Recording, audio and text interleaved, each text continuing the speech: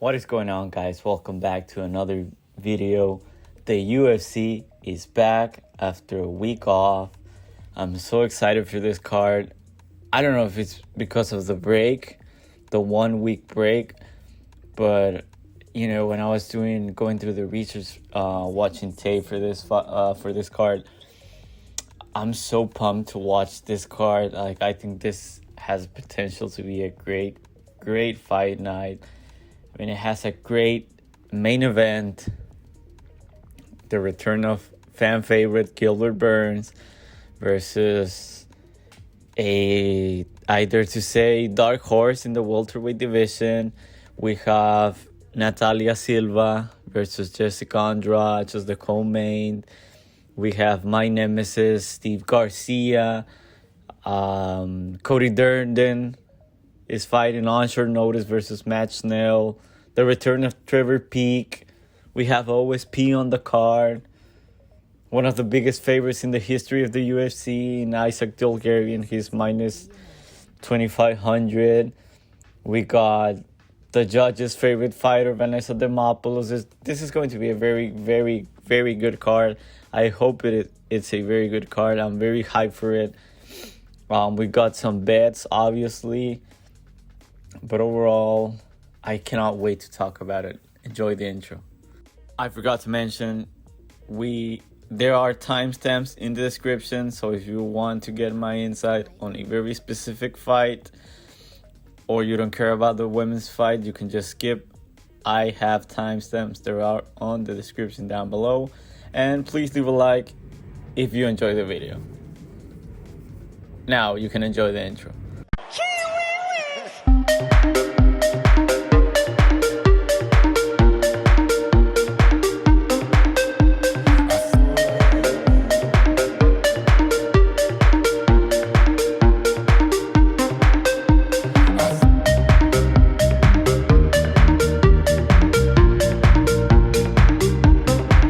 Starting off the card, we have Siggimantas Ramaska versus Nathan Fletcher.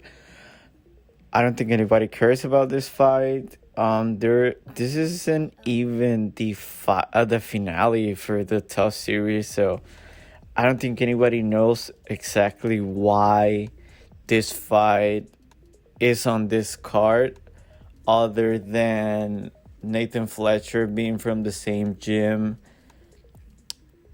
as Paddy Pimblett and Molly McCann. So I guess that means the UFC would prefer him to win here.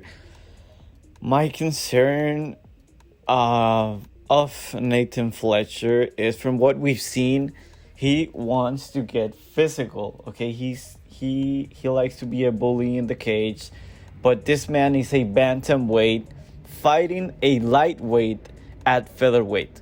Okay, I don't know how he wins this fight. It doesn't make sense. I mean, his style is not really... This is not a really good matchup for him. And other than his connection with Paddy Pimblett and Molly McCann, and he talks like them, he sounds like them. I wouldn't say... obviously, he does not have that level of personality of a Paddy, of a Molly. They're from the same camp. They sound the same. Yada, yada, yada. But he will have a big skill advantage here over Ramaska. Big skill advantage. I mean, he has bantamweight level skill, and he's fighting the lightweight. Only problem here is he's going to be much smaller. Ramaska's a big lightweight. He's big for 155. The dude is a brawler. He just throws everything hard. He is all offense though. Great kicks, solid jab, but this man has no defense. I don't think he's ever trained for defense. Has that tall man's defense with his chin up in the air. Has a very good gas tank though. For his fighting style, I mean, the guy just won't stop. He throws a kitchen sink at you, and I don't think we've ever seen him tired. Don't quote me on that. I've barely watched any of his fights. That's what I've been reading online. Watch a couple of his fights. he's very fun. Okay, he has a very fun style. So I mean, I guess both of these fighters, make sense. I mean, whoever wins the UFC would be happy to keep them around if they put on a show. He has that puncher's chance. I mean, absolutely. But this man has horrible takedown defense. I honestly think this fight could look a lot like Ryan Loder versus Robert Valentin. That was his name, right? On 2 weeks ago on the Cannonier Bahalo fight, the middleweight tough finale, Loder versus Valentine. I think it could look a lot like that. Fletcher is more skilled, better wrestler, and Ramaska sucks on the ground. It is what it is. And you also have to take into consideration here his injury. Although I don't think it's that serious, because they are saying he fought. He was out there and he wasn't even aware of it. So I don't think it's that serious. This fight has potential to be very, very exciting, very entertaining because of Ramaska. But Fletcher could make this boring. I'm going here with Fletcher by a close decision, probably a split decision.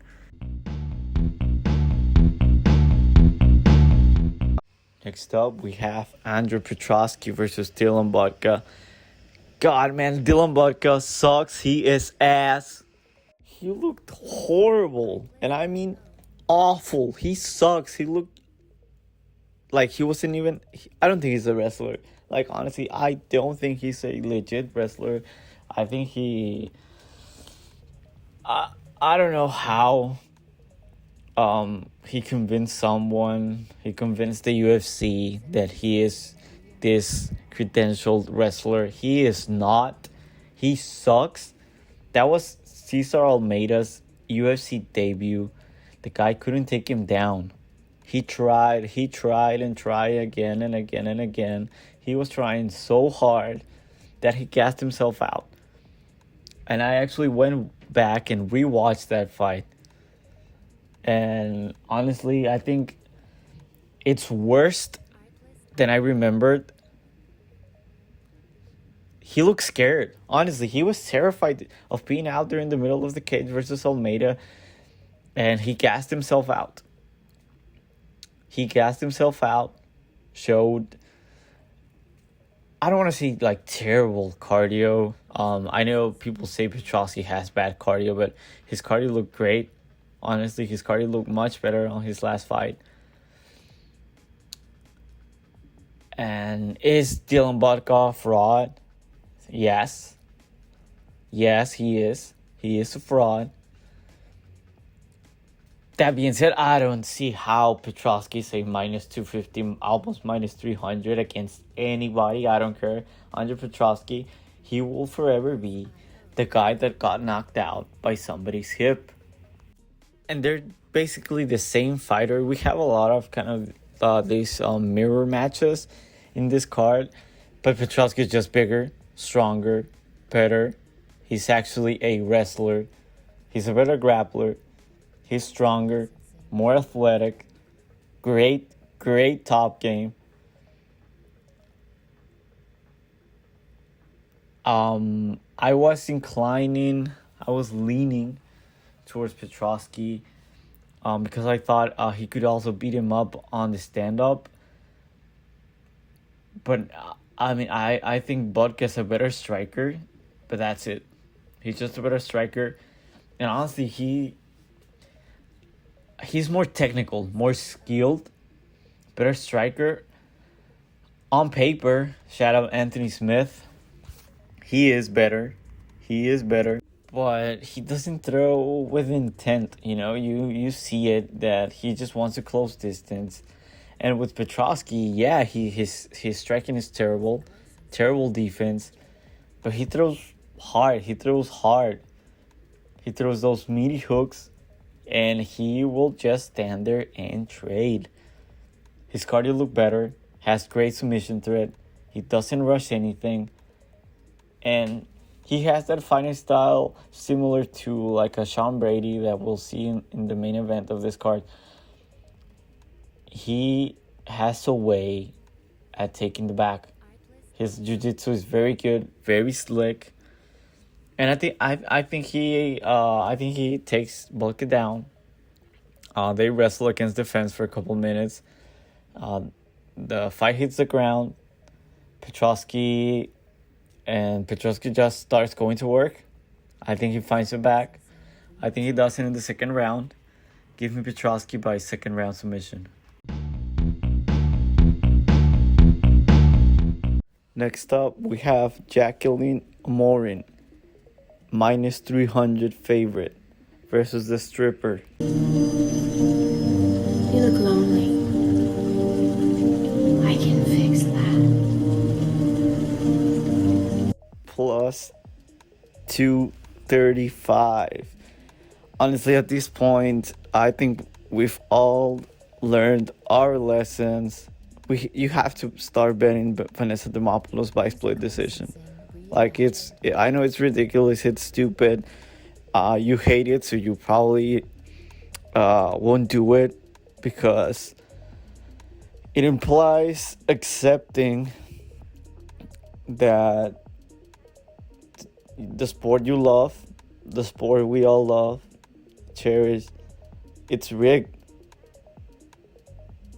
Because honestly, Vanessa Demopoulos sucks. And we know there's a lot of sucking going on whenever she's fighting. And, I mean, how is she 5-1 out of her last 6 fights? I have no idea. I mean, her last 2 fights were like blatantly a robbery. And I think it's just time we accept it. I mean, she's never going to be champion because she's never getting there. But that just brings us to my first bet of this card. I have $50 on Vanessa Demopoulos by decision at plus 400. I didn't want to get greedy and bet her by split decision. I mean, as long as she wins by decision, I don't care if it's unanimous or split. Plus 400. It's a great price for. I mean, if this goes to decision, we know she's winning. Like, we already know that. As long as she doesn't get caught in the sub, playing jiu-jitsu off her back like she usually does, which I hope she does. I mean, I have money, and I'm hoping she gets finished. I don't like this girl. I mean, I don't think she has a fun personality. I don't like her. Like, I don't think she's good for the sport. She's definitely not good for the sport. I mean, at the end of the day, it's WMMA. Nobody cares, right? But God, there's a lot of sucking going on here. Her striking is terrible. No defense. She has shorter reach than Josh Van. Okay, so she has T-Rex arms. No head movement. Terrible footwork. The only thing you have to give her credit for, other than her backstage performances, has to be, I mean, this girl has heart. Like, she tries. See, you can tell she's out there trying to actually do something. Whether she can do it or is physically capable of doing it. I mean, she sucks, so no. She's not capable of performing. But she tries. And she's very coachable. She never gives up. I like that about her. I mean, that being said, I hate her new gym. At Fight Ready, I thought that we saw some improvements. And I think we still are. I think this girl takes this somewhat serious. As crazy as it sounds. But the Factory X, in my opinion, is a terrible gym. I think they have terrible coaching, terrible corner. And she's an overrated grappler. she's just there, and the UFC keeps gifting her wins, man, and I hate it, but I mean, it is what it is, right? Like, they can rig these fights. Nobody will care. That's why they do it. It's not like they're rigging fucking John Jones versus Dominic Reyes, right?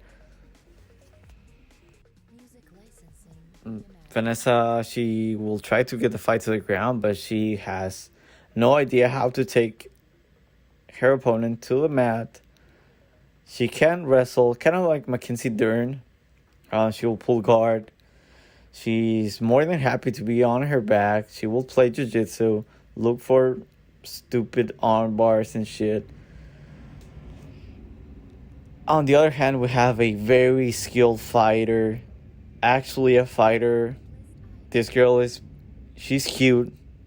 She's not, like Vanessa Demopoulos. This girl is cute. She's actually a fighter. She's a great wrestler. This girl can actually wrestle high-level jiu-jitsu much better, miles ahead on the ground, miles ahead on the wrestling. Great top game. Great, beautiful transition. Honestly, this girl's BJJ is nasty. She is great. She is truly great on the ground. Her loss to Sam Hughes, I don't think it's as bad as it sounds.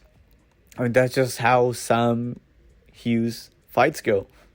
I mean, I know she did this to Durakova. Durakova's terrible. Like, Amorim would be a 3-1 favorite against Durakova. She's not good. This girl is actually good. She's actually great at something. Like, she's a slick jiu-jitsu practitioner. And I feel bad for her because she will get robbed. If she does not get the finish, she's losing this fight. And she's a very good prospect. But she needs to get this up. And we'll probably see Demopoulos look like a grape at some points in the fight. If she doesn't tap, she's going to win. Amorim will have Vanessa Demopoulos looking like a grape at least once in this fight. She has to get this up. If she doesn't, we know the stripper wins a robbery again. And yeah, that's my prediction. I'm going with Demopoulos by robbery again. Next up, we have Gabriel Santos versus Yizha. Listen, Gabriel Santos is much better than his record. We know he's 0-2, winless in the promotion. Had a great debut fight versus LeRon Murphy. He took him to a split decision. That just shows how good this guy is. He has good takedowns. We saw that on that fight versus Murphy. Then I thought he was beating Nonama. I thought he was on his way to winning that fight. Then he got caught by a beautiful uppercut, one of the best uppercuts we've seen recently. My issue with Santos here is that he is very active off his back, either just like throwing elbows, throwing punches, or hunting for a submission. And he will get taken down versus Yi here. And I think Yi can control him. If he takes him down, he can keep him there. And more than just, imposing his physical will on Santos, I think Santos is very happy to be on his back. And if that's going to be the case, you never want to have money, and especially you never want to lay these kind of odds on a fighter that will play jiu-jitsu, lay on his back. You just cannot back him. I don't care how good he looked versus LeRon Murphy and David Onama. I know he's a very good striker, has an edge here, definitely on the feet. But Yizha, he will just pressure, either with takedowns, chain wrestling, a lot of grappling, and we saw in his last fight he does not look as uncomfortable on the feet like he did versus the Korean Tiger, Jung Yoon Lee, on his first final appearance in the road to UFC. He's coming off of a win on the final. He went again to the tournament and now he won. So now he's here. He's a very good athlete, man. He's a great athlete, great wrestling, but more so than just like pure wrestling. Because I mean, he's an Asian guy. I mean, he's obviously not like a traditional wrestler by any means. His chain wrestling is very good, and he has a great gas tank. And to get there on the feet, he will just pressure you, pressure. Honestly, I guess the only concern here is the level of competition. Is he fighting cans? Yes. But for him, this is the first fight in quite a while that he's not fighting an Asian brother. I don't know if that will help him, but he has for sure been, feeling looking like that Spider-Man meme for quite a while now. But this man has great jiu-jitsu, man. Great submissions, very high level. I'll top that with his amazing wrestling. He's a great athlete. Honestly, he has a very good style for MMA. And his striking has gotten a lot better, honestly. Great gas tank. At this price, I really want to bet him. I don't know if I'll get to the window. Just, we see the line drop in, and I agree with that. I just don't understand how is Gabriel Santos. He was at one point he was minus 300, which is insane. Because we've seen Santos gassed. Like, he gets tired in the late second, third round. He will get tired. I don't think he can match the level of intensity that Yizha will bring. He will struggle to keep up with his pace. So I think Yizha pulls up the upset here. I think I don't think any of these guys gets caught in a submission. So I'll say this goes the distance, and Yizha wins a comfortable unanimous decision. Next up, we go to the flyweight division for a Brazilian on Brazilian crime action. Andrade Lima versus Felipe dos Santos. Listen, I don't like Lima. I think he's a douche. He shouldn't be fighting at flyweight anymore. All he does is miss weight, take advantage of it. He's another one of those fighters that just abuses this glitch, this legal way of cheating in the sport. Just miss weight. So just take a 30% pay cut to get a 100% raise. Like, it's so stupid. But anyways, I don't like him. I don't think he's a very good prospect, because he'll eventually find his way fighting bantamweights and he will get cooked. But for now, he's a great counter striker, very accurate. He's very calm, so confident, mainly because he's just so big and stronger than everybody else, because he keeps missing weight. But he's a very high level striker. Like, this guy has high IQ.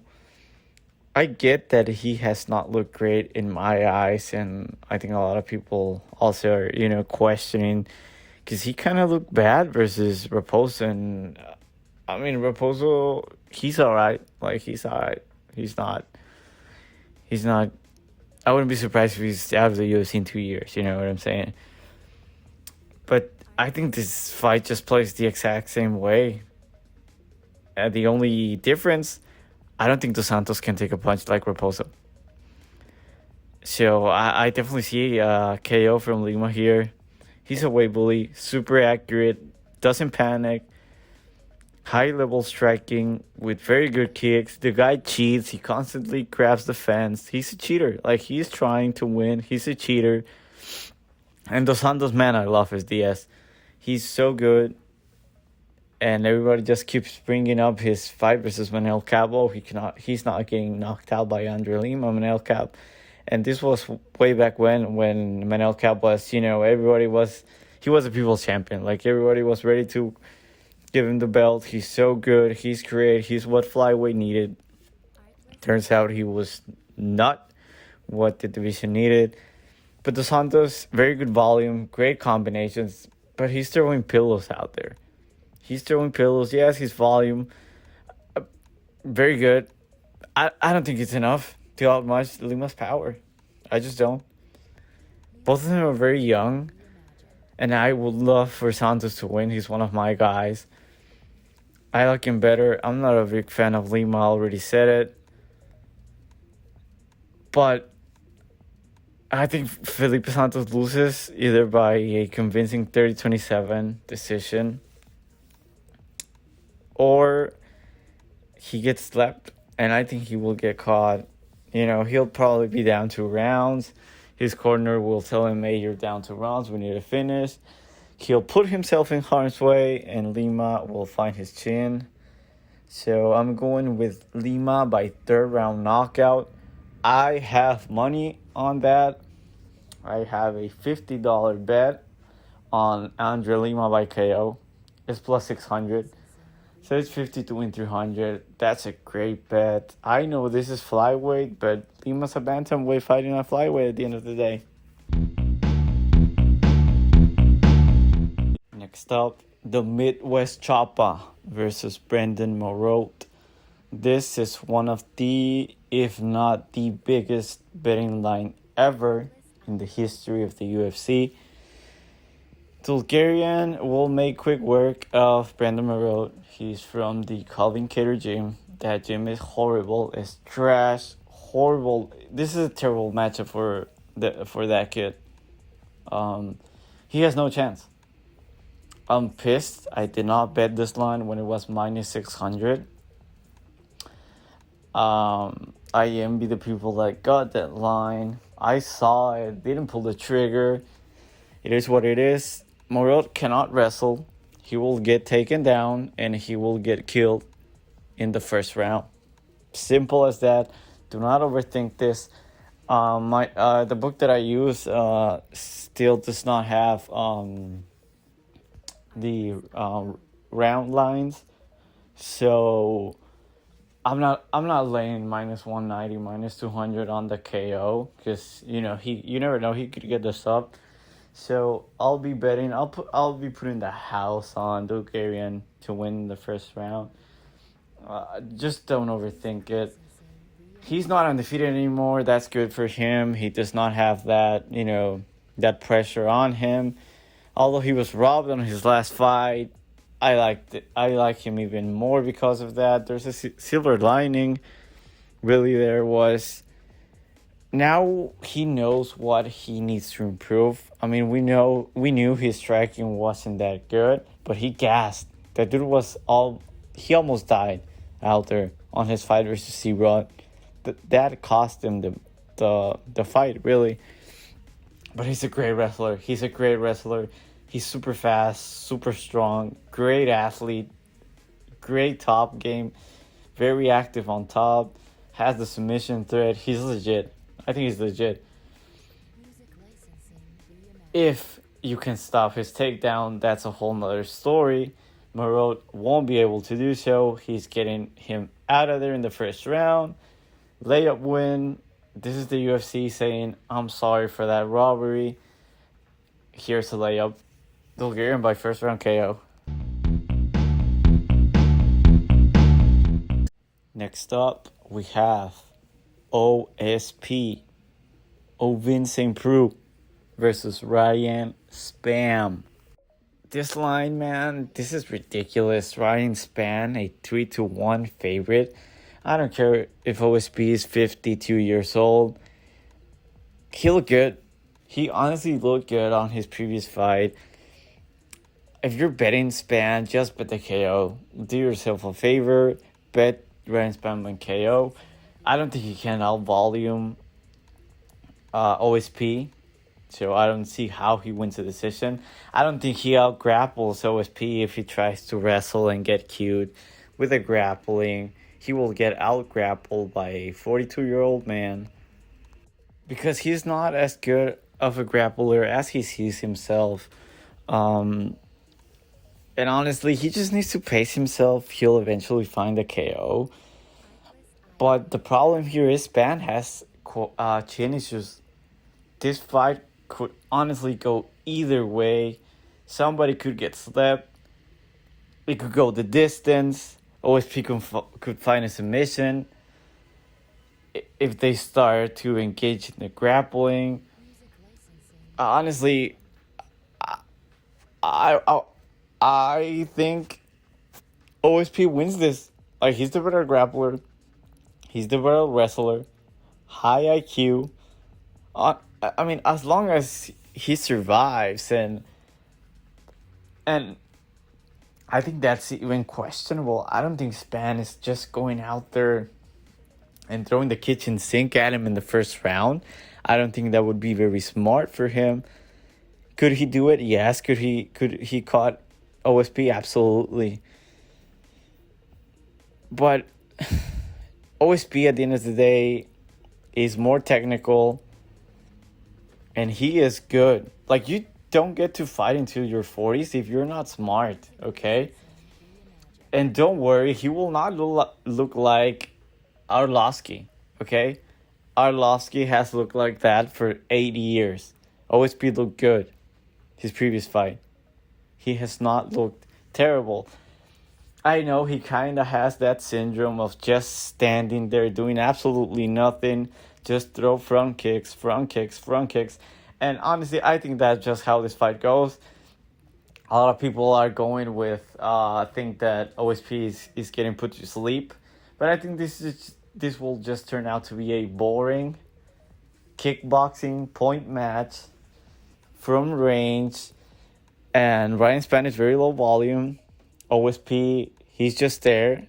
He won't stop moving forward. This will be a boring ass fight. Honestly, could OSP get caught? Yes. Now that I think of it. But no, I mean, no way I put money on Ryan Spann. I think OSP wins this. And honestly, if he wins, I think he should be retired. Like, why is he still fighting? I have no idea. I think OSP wins a close but convincing 29-28 decision. OSP in 2024 is on a 2-fight winning streak. Let's go. Next up, we move on to the main card. We finally made it. Rongzhu versus Chris Taco Padilla. Hey, I just want to get this out of the way. Rongzhu ain't a single day younger than 35. This man is straight up lying to everybody's face every time he gets asked what's his age, how old is he. This man is trying to make us believe he's 24. Just look at him. Look at him. Please just take a look. And he really tries to sell it. If you go online and look up pictures of him, he dresses like he is 24 years old, but he is not, okay? He's not 24. He should just give up. Come clean. Tells the truth. He's 34. Like, come on, he's 34. But anyways, he's just 1-2 in the UFC. This will be his second stint in the UFC. And he's an old man, so he has the experience. But man, that loss to Vargas, that looked terrible. He dead cast. So I mean, I guess you can kind of give him a pass there. He's a very good striker, very very good striker, very dynamic, great volume. his defensive wrestling is all right. I mean, he stood his ground versus some high-level wrestlers in the road to the UFC. That I would say those wrestlers are better wrestlers than Chris Padilla, for sure. He looked great, honestly. He looked great. He looks like a whole nother fighter. Great grappler, solid all around. And he has quite a significant striking advantage here. I think the line speaks for itself. He's pretty much a 2-1 favorite here versus Padilla. Padilla, he's good. Like, he's solid everywhere. Good IQ, decent volume, good striker, good wrestler, good grappler. He's solid everywhere. He's very vanilla. He will be a very tough out for everybody in this division. But at the end of the day, he's, a below 500 fighter. He will make it tough. He'll look great on his debut. Pull off the huge upset on his debut. I'm pretty sure it wasn't even a week's notice, right? It was super short notice versus Yontop. And he made it look easy. Took him down. But that night, he was playing with house money. Okay? He had nothing to lose, everything to gain. Now, there is expectations here. Everything changes. This is a whole different animal. He's fighting on a main card. It's the main card opener. And he's fighting a guy that's freaking huge. Okay? Rongzhu is huge for the division. And he's a very dynamic striker. He's definitely a better striker. He's probably a better grappler and a better wrestler than Chris Padilla. Okay? If this was on the prelims, at this price, I wouldn't bet it. I probably wouldn't pick Chris Padilla to begin with. But I will lean him for sure. I would think he has a chance. But this being on the main card, I think the lights will be too bright for him. And if he tries to wrestle, that's his best path to victory here. But Rongzhu, he's not awful on the floor like a Yontop. So I think Rongzhu dominates here. He can even probably can finish him. Padilla's tough, so he probably makes it to the end because this is a low level fighting match that found his way on the main card. I don't know why this is here, honestly. I think they just I know why this is here. They're trying to promote the sport in that region of the world. Now that we know that they're going to China in November, it makes sense. It totally makes sense. I think Rongzhu dominates and wins a clear decision. Next up, we have the fight of the night. Trevor Peek versus Ashmoz. These two suck, okay? Trevor Peek, I know he's a legend. Has a legendary chin. He's a legend, man.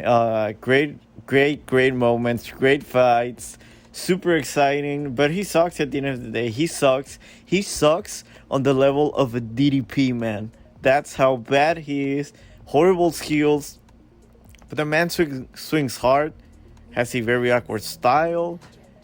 He will just move forward with a very wide, awkward stance. With his hammer fist punches. He hits a lot of shots, but has great ability to recover. He's very good at that. I don't think his chin is as good, but he just recovers so fast, so well. And he's so tiny, man. He's small, he's short, and all he throws is overhands galore with this man. It's the only thing that he does. That being said, he's way more skilled than Trevor Peek. Like, that's how bad Trevor Peek is. He throws those overhands, has a solid jab. I hate all the spinning attacks he throws. But that being said, that's probably the best, more effective strategy here. I think he can catch Peak with a spinning kick, spinning elbow he throws.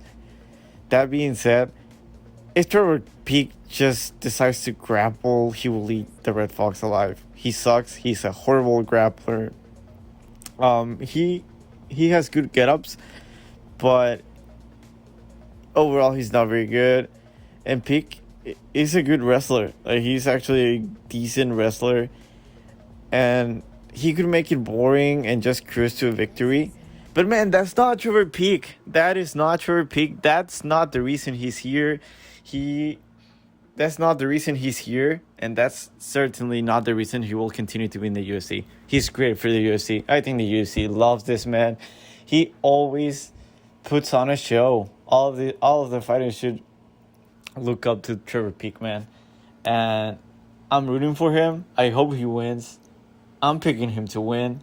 Trevor Peak by decision, baby.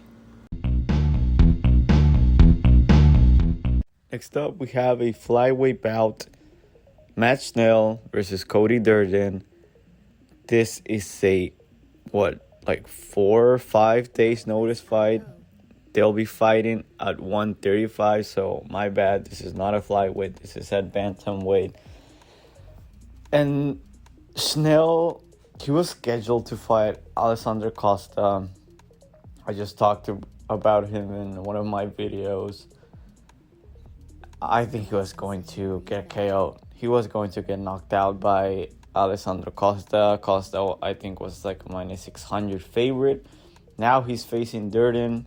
Durden is a 3-1 favorite here.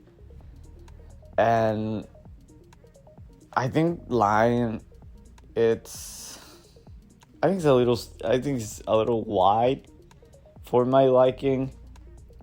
I get all the talk that Matt Schnell has no chin. He's a very bad defensive striker. But I don't know. I just have a feeling that he will have a better chin at 135. You know, he has historically had bad weight cuts. He's very injury prone. And honestly, the guy's very talented. He's a very good striker. Very, very good striker. And it sucks for him that what's holding him back, he really can't do anything about it, right? You cannot do any. How can you work on your chin if you're born with your body being a little bit more fragile, gets injured easier, and you're cooked, and there's nothing you can do. And honestly, the only chance he has is knocking out Durden. He's not knocking him out. Cody Durden at 135. If this was at 125, maybe.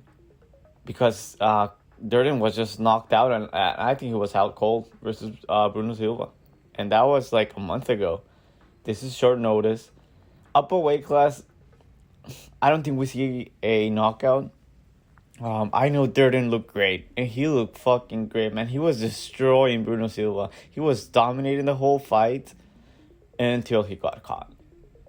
He was dominated. He was piecing him up on the striking, on the grab. He was just better everywhere, and he has looked great. His cardio, he's definitely taking his vitamins now. His cardio is a lot better. You guys remember when Cody Durden used to just cast in every fight?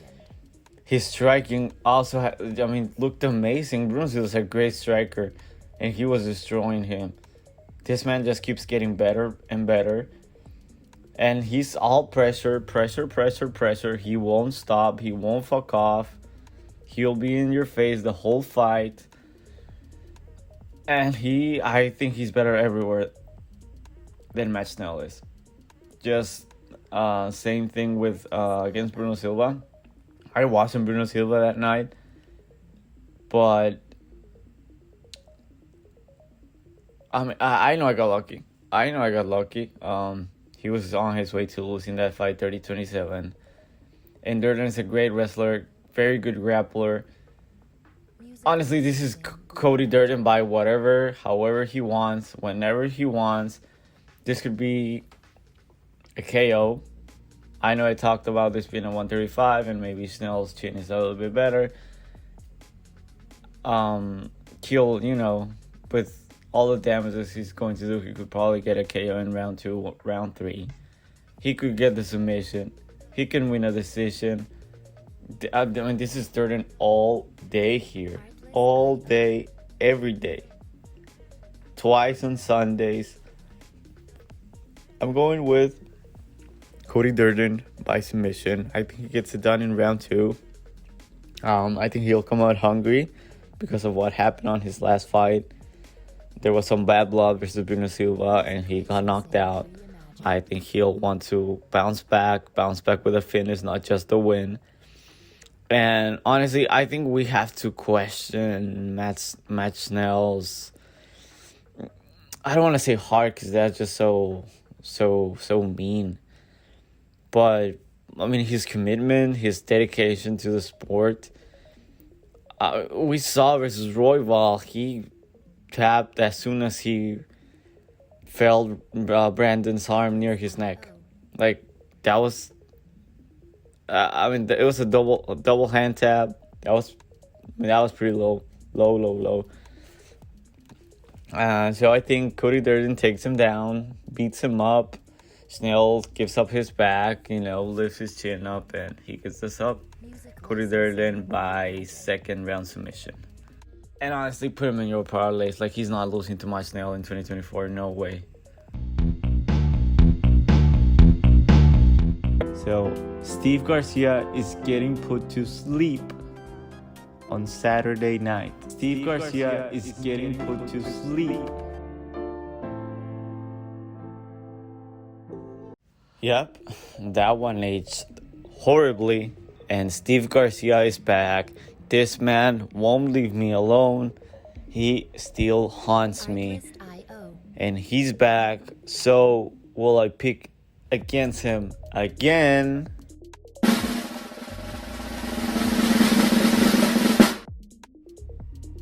You guessed it.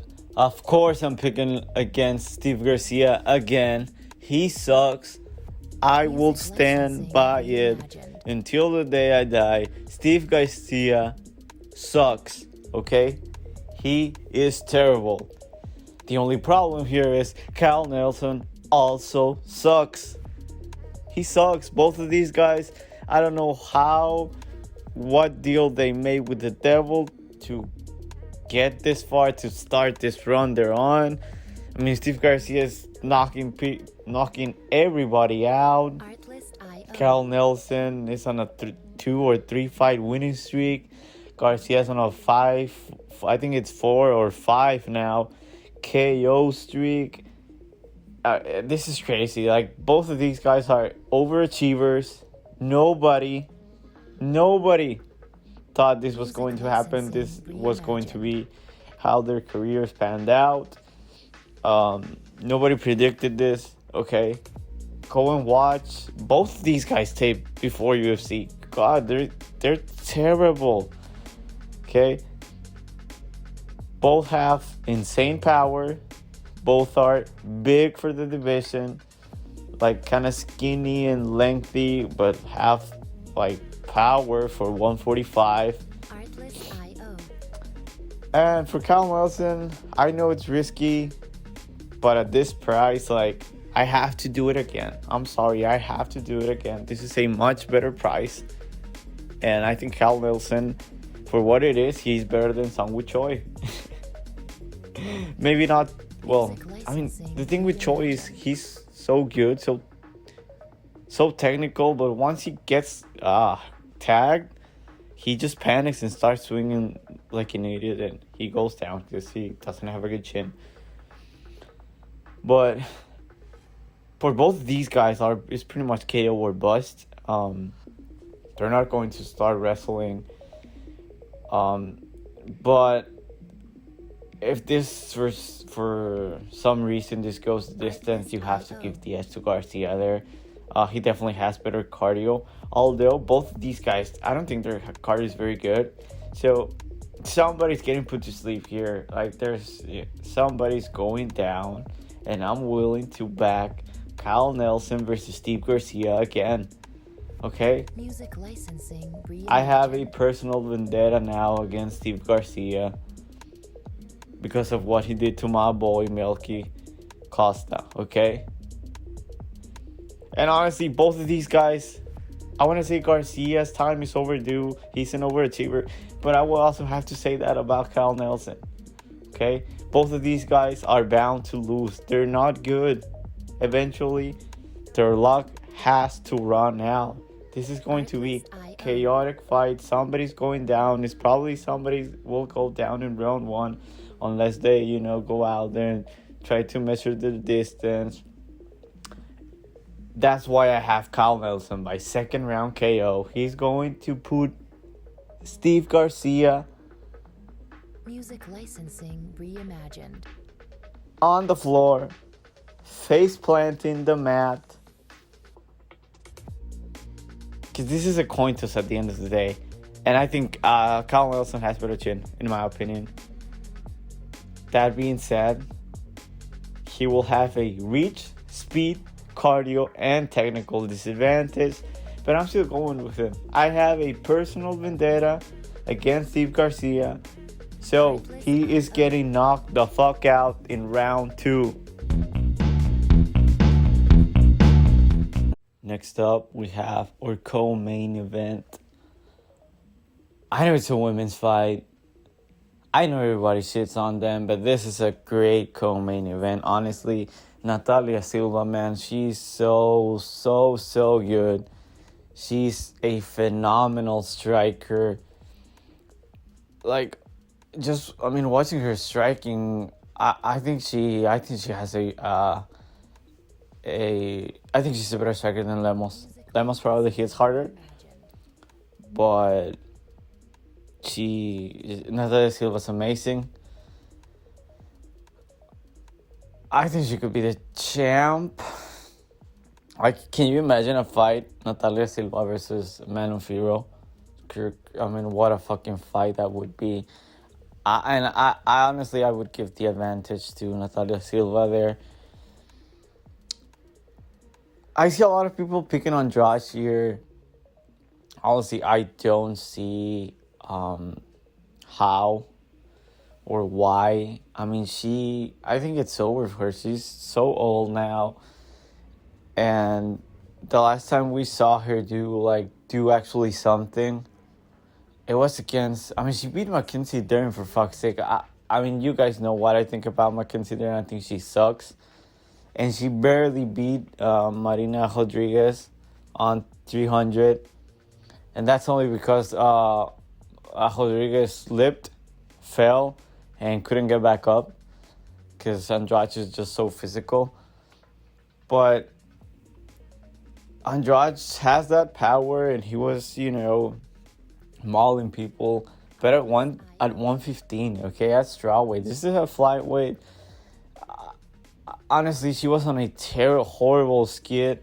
I know. Oh, look at her losses. She lost to Yan Xiaonan, Tatiana Suarez. So people are willing to cut her some slack there. But, if you're, saying that those are good losses, what are you raving about Marina Rodriguez and Mackenzie Dern? Natalia Silva would destroy them, both of them. And honestly, I don't think this is a very good stylistical matchup for Andrade, because she's just so aggro with power, but she's not technical at all. And yeah, she hurt Marina Rodriguez with some shots. And you could say that Rodriguez is kind of similar to Natalia Silva, but Natalia Silva is a much better athlete, much more dynamic. She has amazing kicks, great cardio. She's a super striker for a women's fighter. And Andrade, she eats a lot of shots. Every fight, she gets caught. Like, we've seen this throughout her whole career, honestly. She always rushes in with her chin right up in the air, and she gets caught. Natalia Silva's not going to miss, okay? She's not going to miss. Could Andrade try to wrestle? Probably. But Natalia Silva's very hard to control, very hard to keep her down. You can take her down. It wouldn't surprise me at all if Andrade gets a couple takedowns. What it would surprise me is if she's able to hold her down. I don't think she can. With Natalia Silva, man, her striking is so good, elite level. I think she beats the crap out of Andrade.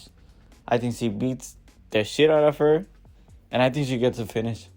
I honestly do think she gets the finish. I want to see a highlight kick, head kick KO. Please, I want to see that. I think that would be great.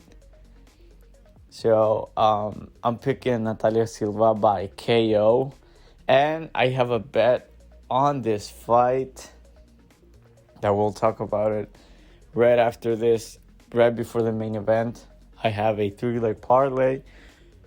One of those legs is Natalia Silva on the money line. My prediction here, Natalia Silva by second round, head kick KO.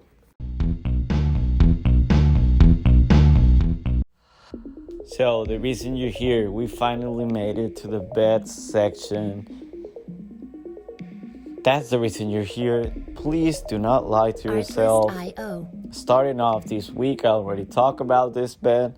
I have a $50 bet on Vanessa Demopoulos to win by decision, because we know if this goes to the judges' scorecards, she's going to get the W. Got a plus 400. You could probably get greedy and do a split decision, because that's all she does, win split decisions. Could probably even get a much juicier price, but I'm not going to get greedy. So I just have a $50 bet to win 200. Next, I'll also talk about this. Andrade Lima by KO plus 600. Is this a reach? Probably, because he's not, high volume. He won't just put insane pressure. He'll walk you down kind of like a Sean Strickland and pick his spots. Good counter striker. And honestly, he'll be much bigger than Felipe Dos Santos, so I think he could get caught, because we know Dos Santos likes to put the pressure. Music licensing at plus 600, reimagined. How can you not bet that? I have another $50 bet to win $300. And finally, the secret parlay I have this week. I mentioned it in the last preview of the co-main fight. Natalia Silva on the money line, Rongzhu on the money line, and Mr. Durden on the money line. Combine all those three, you get plus 150 on your ticket. I'm putting 150. I'm sorry, I'm putting 150. I'm putting $500 to win 750. I think that's a very solid bet. I'm not worried about any fights in that in that parlay. I think that's an easy, no sweat bet. Take it to the house, fade it, or tell me do whatever you want. But those are my bets for this week. If you're betting, good luck. And finally, we have our main event, a welterweight bout. The veteran, Gilbert Burns, fan favorite, 38 years old, facing off Sean Brady with the Philly boys. I understand why everybody wants Gilbert Burns to win. Music licensing They still believe that he can go on this last hurrah, a little run, the division. He's been here for so long, so many battles, so many great fights. But he's 38 years old now. He has never been a natural welterweight. I know he did much better at welterweight than what he did at lightweight. But this man, if there was a 160, 165 division, he'd be, he'd be the champion. He would have been the champion for a long time. Music licensing reimagined. He's small for welterweight because of his stature, but he's not too big for lightweight, but struggles to make weight at 155. It's very weird. With him, we already know what he is, what he brings to the table. He's too old now. He is too old. Did he look great versus JDM? No, he did not. I mean, if you go back and watch that fight, that was in March in 298, I think. If you go back and watch it, there's a good argument that JDM was up 2-0. Like, at worst, it was 1-1. And everybody's acting like Gilbert Burns had a clear 2-round lead on JDM. That was not the case. Okay? JDM was fighting with a broken arm. And there's an argument to be made that JDM was up 2-0. And I understand that styles make fights.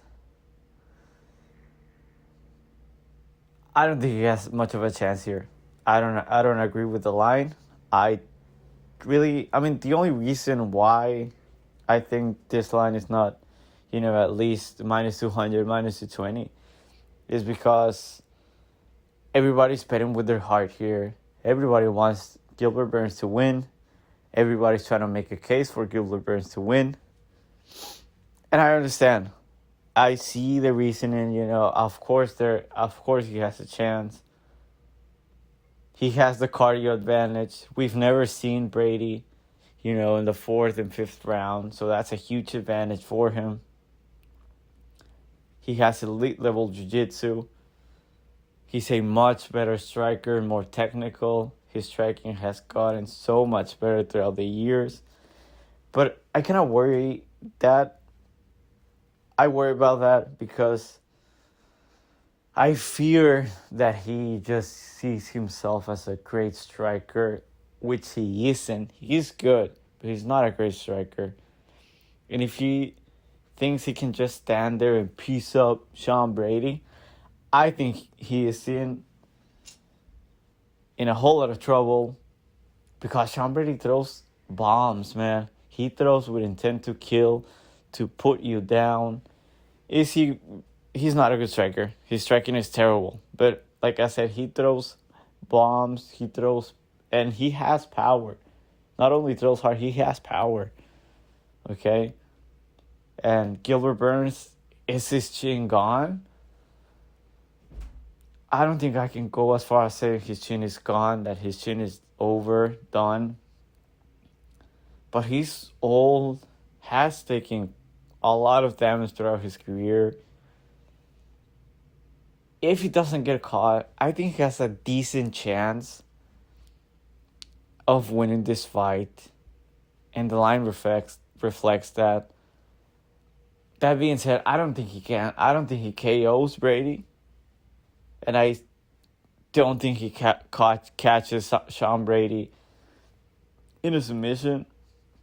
The only way I see Gilbert Burns finishing this fight, it'd be in the championship rounds, 4 and 5.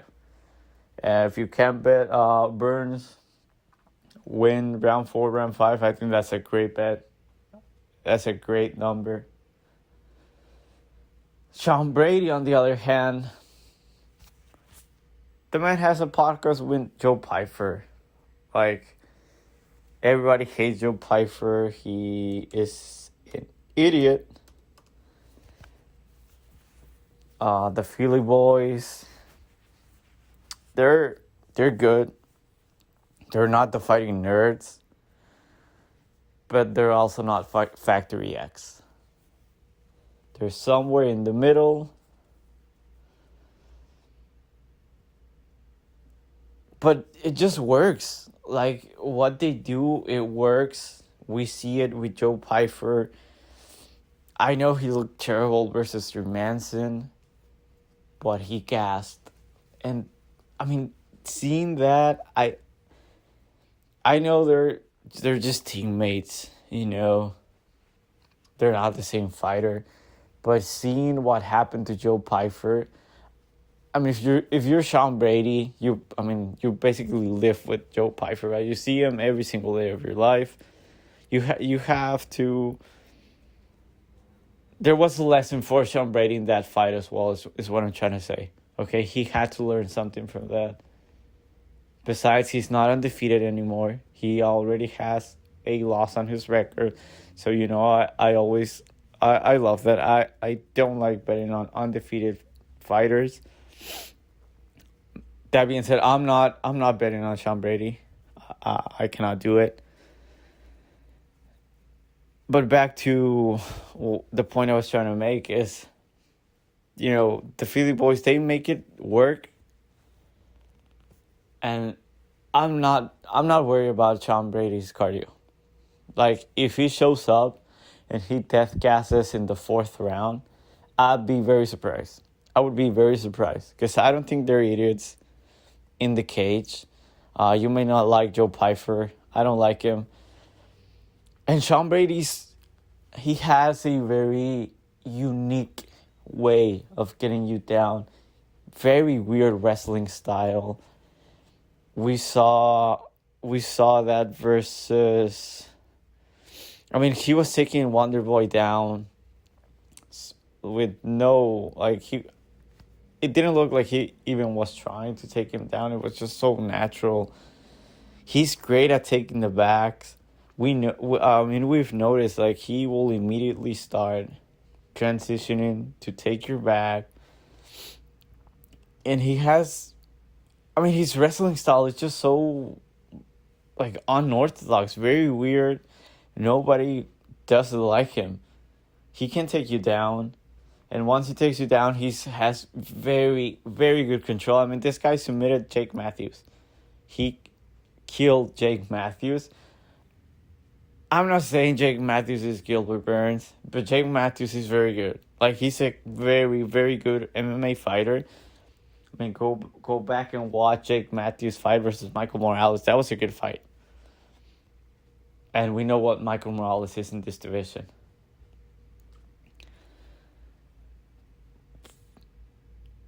And Brady, if he gets you down, great control, can beat you up or submit you. He's very underrated. Like, I dare say he's very underrated. I know he gets clowned by getting finished by Bilal. You could say it was a bullshit stoppage, but he got finished by Bilal. Okay? He will always be remembered as the guy, the only KO win by Bilal in his whole career, because we know he's not getting a finish. He always is predicting, I'm going to finish Shafkat, I'm going to finish Usman, I'm going to finish Edwards. He'll never finish anybody, Bilal. Like, just stop embarrassing yourself. He finished Sean Brady, though. But I don't think that's... I don't think that's concerning at all. Because Bilal's the champion. And he's the only guy that's ever... I mean, he's lost to the champion. Okay? Say what you want about Bilal, he's the champion. Sean Brady's only loss is against Muhammad. I don't think Burns is better than Muhammad. And honestly, I think Sean Brady went in with a terrible game plan. He tried to just out hustle Bilal. You cannot do that. We know he's a hustler. He's a hard worker. He's not very good, but he will just work harder than you. And at the end of the day, he'll have his hand raised. Because he'll just outwork you for, be it 15 minutes or 25 minutes, or in Sean Brady's case, Man, I cannot believe he finished Sean Brady. But I have to go with Sean Brady here. I believe in Sean Brady. I think he's a dark horse in this division. With prospects like Machado, like Shafkat, like Michael Morales. Since he already lost, and he lost to Bilal in a very bad way. I think a lot of people just write him off completely, but he's still there. He's still very good. I think he finishes Burns. I think Burns is... I don't want to say he's cooked, because he's still a top 15 fighter. That's how good this guy is. I mean, he's pushing 40, and he's still top... I would say top 10 in a, somewhat crowded welterweight division.